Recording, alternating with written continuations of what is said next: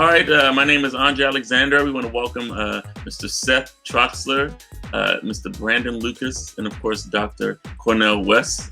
I'm excited today. So let's start with the first question. Let's get right to it. So first of all, congratulations on starting your label, Purple Label Sound, a label that's designed to empower a new generation of Black and Brown house and electronic musicians and artists. Can you tell me about the label and what prompted you to start it?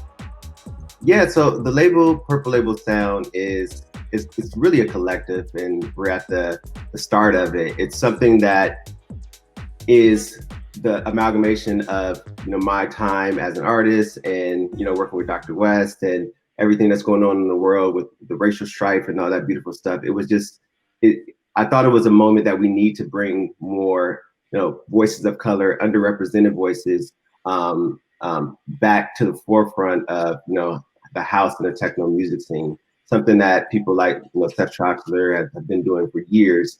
But I feel like I'm uniquely positioned to help move that forward with my background as an artist and as working with different talent and developing those voices. Amazing. And of course, anyone else can answer this question. It's pretty broad. At what point did you realize that music had the power to affect social change? Was there like a person or a situation that sparked that?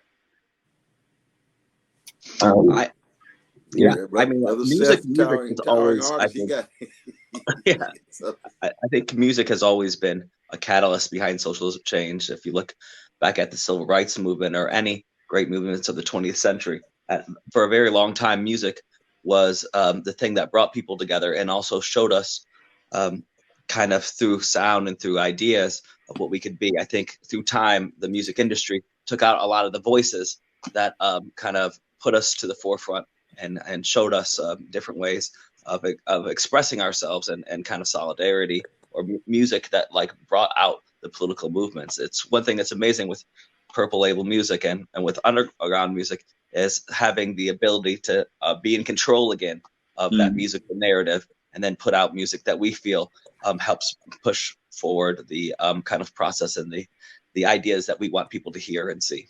Yeah, it's so funny. I always preach, to my students, especially now with the music industry revenue. 40% of the industry revenue comes from indie artists. So I'm like, this is the best time in history to ever be an indie artist with all the technology. But before we move forward, I want to make sure that Dr. West has a chance to speak about that. Marvin Gaye was it's just a blessing to be with my dear brother Brandon. He's a magnificent artist, great vision, great courage, and brother Seth, towering artist, historically, presently, and look at he's still young. So I mean, I'm fired up to be with you all.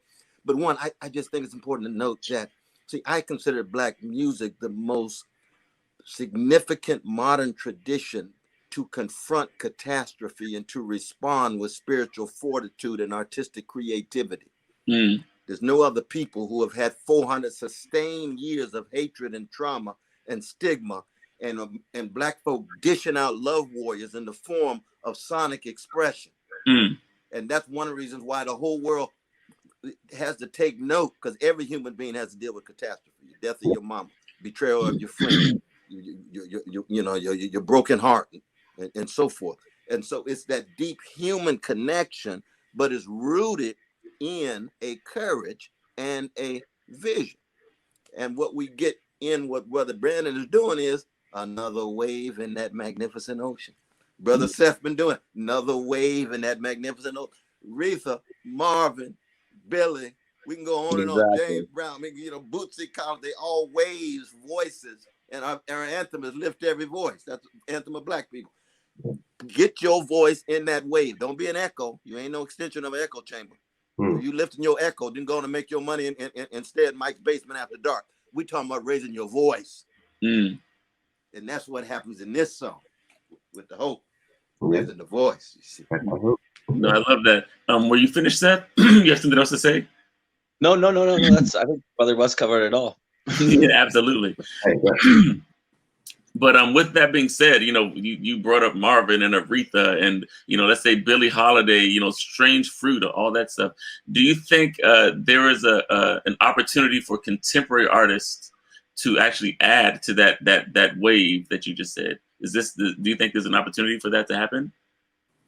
Yeah, I personally think there's no choice. We're at a time right now where I think whether you're a brand, if you're an influencer, if you're an artist, if you're not talking about what's going on right now, it actually hurts you. A few months ago, before uh, this present time in history, a lot of people who were brand conscious, you got flagged for actually speaking out or being political or calling out social woes.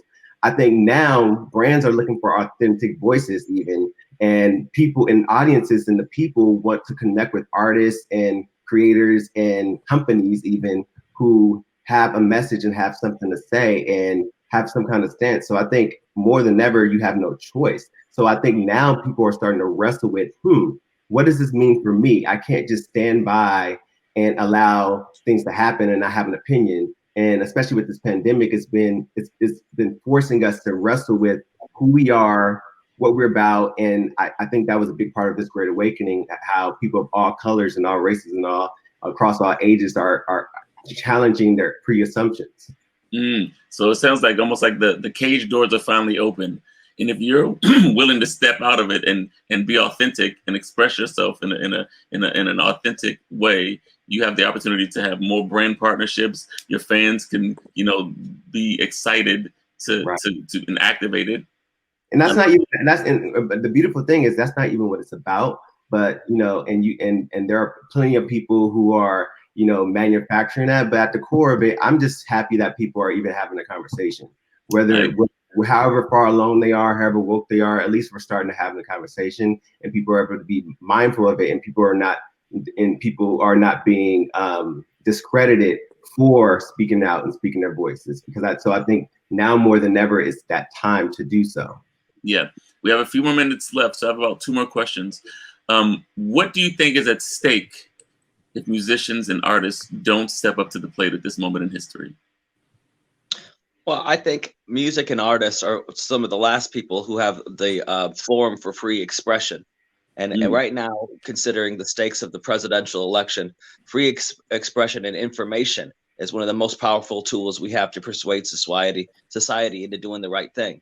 So right now, for artists and musicians to come together and try to express the ideas that many people are afraid to either say, or many people have stopped trusting, let's say, the wider institutions of the world, we still have some force in some way to get people to believe in the truth. And I think that's what we're trying to do here with this song. And then with our hopes of talking to everybody on the screen today, is persuade people to the truth of what's really going on in this world and the hope that we believe in the future that America and we all can be. Love that. Dr. West. Absolutely. No, I mean, Brother Seth hit the nail on the head that an artist has to be true to themselves. The condition of truth is to allow suffering to speak inside of your own soul, on the block, on the alley, the barrio, the reservation, whatever human being out there. But at the same time, there's got to be a connection between that love of truth and the love of joy, the love of joy and the love of justice. So Marvin Gaye got what's going on and let's get it on, because he understands he's a human being. He got to be true to himself. Brother Brandon is true to himself in this song, in this album, in this brand, you see. And that's the tradition of the great artists. And that could be Chopin, or that could be Miles Davis, or that could be John Coltrane or Sarah Vaughan. They got to be true to themselves. Love that. Express it. It could be Seth. He's been doing it for many years. Inside USA and outside. He's global, but he's rooted in the local because he's true to himself. Brandon, the same way. I know you the same way, brother. USC. I appreciate you. So in about 10 seconds, what would you like to leave the audience with? Let's go, Brandon. You start. That's tough. I just want people to get ready for a movement. Be open and receptive, and get ready for be ready for challenging your preconditioned assumptions about what's going on in life. And just get ready to go and wrestle with your own self. I think that what's going on in the world has a lot to do with what's going on inside and our personal demons and things that everyone's dealing with, especially with the loneliness and the isolation. Just deal with yourself and get ready to wrestle with the dark side so that the light can come out. Love that. Dr. West, any final words? Hope is a verb as well as a virtue. What you hear is a sonic form of hope, which means stay in motion, stay in movement, keep the focus where it belongs, on the joy, the love, the justice, the service to others. Phenomenal. Thank you all for joining us. I've heard. Don't forget to vote. Yeah, don't forget to vote. Don't forget to vote. That's important, right? That's the main point. Vote. But I heard your song, "Got That Hope," featuring Dr. West, and it's phenomenal. And let's all go out and rave the vote. Thank you all. Seth Troxler remix coming at you too. Hey. Coming soon. Right. Get ready. Guys. Right. All right. Right.